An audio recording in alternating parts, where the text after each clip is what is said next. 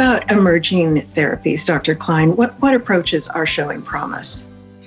Well, I think probably in DLBCL, the biggest breakthrough, I don't even know that I can call it emerging at this point because it's on the market, so to speak. But I think it's important to talk about, again, is CAR T-cell therapy. And this is a type of immune therapy where a person's own immune cells called T cells are taken from his or her bloodstream.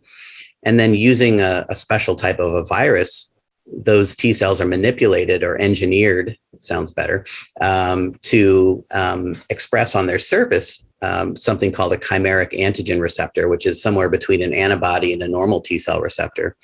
But anyhow, this chimeric antigen receptor confers or allows the T cell to recognize a protein that's expressed on the surface of B cells, cancerous or otherwise, called CD19.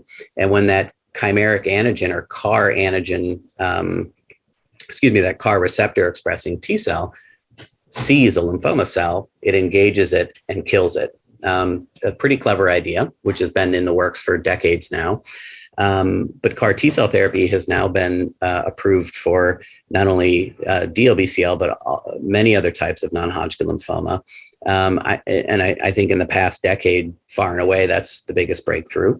There are other types of therapy, probably most notably a type called bispecific immunotherapy, which is a pretty clever type of immune therapy where these specially engineered antibodies that are capable of binding or sticking to not only a person's T cell, a T cell that's already in his or her body, and a B cell, a lymphoma cell that's right next to that T cell, sort of holds them together. And the part that binds to the T cell actually activates it, triggers it to kill the B cell.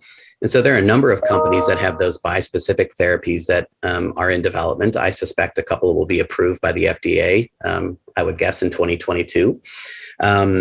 These bispecific immunotherapies have been very effective, again, in DLBCL that's come back, relapsed or refractory, as well as in other lymphomas. They do have some side effects that are similar to what we see in folks with CAR T-cell therapy.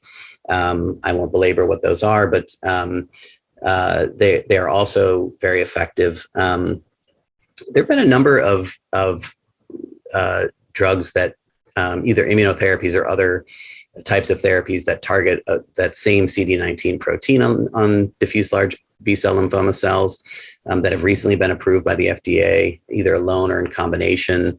Targeted therapies are always exciting, although as compared with other lymphomas, these targeted therapies, many of which are oral, which are pills, have not been particularly effective in relapsed DLBCL. So I think that, among the most exciting therapies are those that take advantage of our own immune systems to recognize and kill the lymphoma cells.